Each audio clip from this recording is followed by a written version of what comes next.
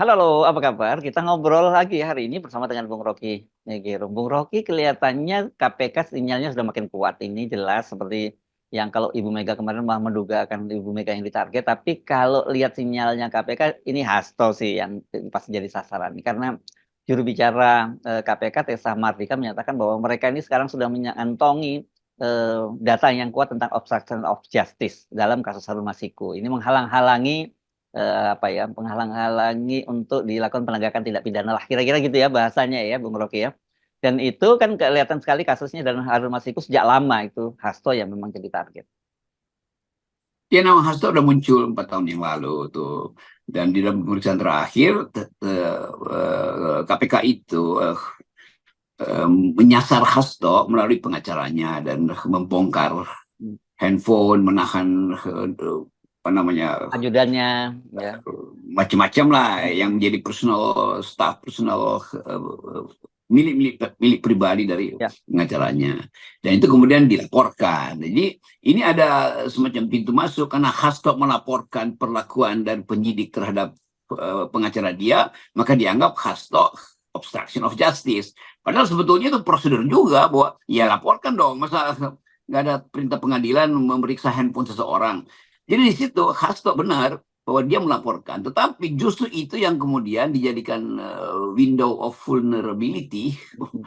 buat mempersoalkan bahwa Hasto atau PDIP disuruh untuk obstruction of justice. Tentu Ibu Mega merasa bahwa ya iya, kalau saya yang disasar tentu saya akan persoalkan prosedurnya apa itu. Nah, Ibu Mega mungkin bereaksi terlalu ya terlalu dramatis juga tuh, dan dengan meminta supaya yang penyidik itu siapa namanya tuh. Demikian juga sebetulnya publik harusnya mengerti bahwa penyidik itu tidak ada hubungannya dengan pemimpin-pemimpin mereka di KPK kan. Ya, Kan penyidik oleh undang-undang diberi wewenang untuk menyelidiki dan menyidik tanpa harus lapor pada pimpinan KPK tuh. Nah, beda dengan dulu semua penyidik kendati dibekali dengan prinsip yang sama bahwa pimpinan KPK tidak boleh intervensi pada penyidikan, tetapi karena pemimpin KPK itu di bawah kendali Jokowi, maka tetap aja dia bisa intervensi kan.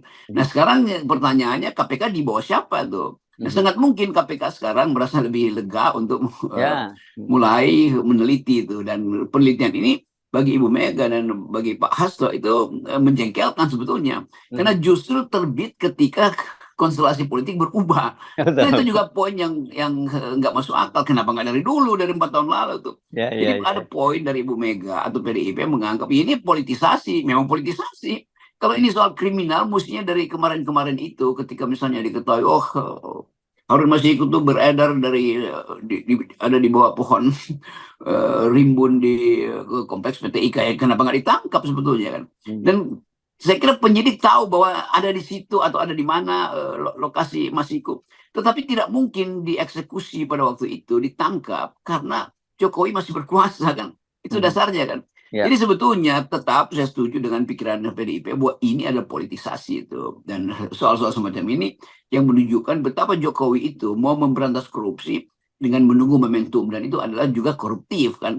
Menunggu momentum artinya tukar tambah politik. Jadi sekali lagi Pak Jokowi yang disgusting gitu, cara-cara ini menjijikkan kan. Kita Mhm. melihat KPK bekerja bersih, kita mau lihat soal-soal di PDIP dibuka sama seperti soal-soal lain yang sebetulnya jadi bagian dari tukar tambah. Nah, akhirnya kita mesti simpulkan kasus Harun Masiku ini adalah akibat dari retaknya hubungan Jokowi dan Megawati, atau dengan kata lain, ketika Jokowi merasa bahwa kekuatan Megawati itu bisa membahayakan kedudukan presiden sekarang maupun ketika dia sudah lengser nanti, maka Jokowi mulai ya memberi sinyal tukar tambah. Ya, sangat mungkin juga ini kasusnya nggak akan berlanjut, tergantung apakah Jokowi masih kuat untuk tukar tambah apa enggak. Tapi Ya. sekali lagi, penegakan hukum itu tidak boleh didalilkan atau diasuransikan lewat transaksi politik.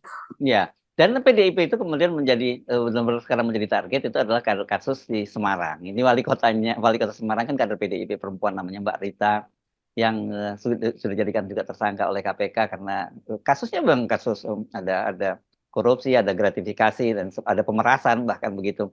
Tetapi PDIP juga merasa mereka jadi target. Nah, ini logikanya agak menarik katanya. Mereka kenapa kasus-kasus kecil semacam ini yang kemudian ditangani lebih dulu, padahal kan amanat undang-undang KPK itu menangani kasus-kasus yang besar, itu yang mereka persoalkan. Tapi lagi-lagi ini menunjukkan memang betul-betul dunia penegakan hukum kita ini nggak steril dari soal kepentingan politik.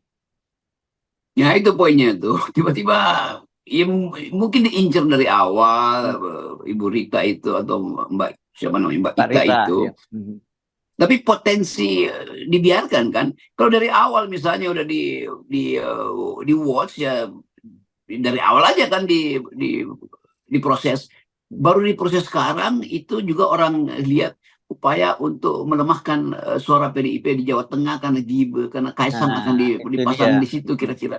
Jadi semua orang akhirnya menduga kuat bahwa Jokowi tahu kapan seseorang itu yang diduga itu dijadikan atau diseperindikan tergantung pada keinginan politik dia kan. Ya, seandainya Kaisang itu mau masuk misalnya ke Jawa Timur, itu artinya wilayah Jawa Timur mesti disterilkan dulu dengan cari-cari alasan siapa penantang kuat Kaisang di situ tuh.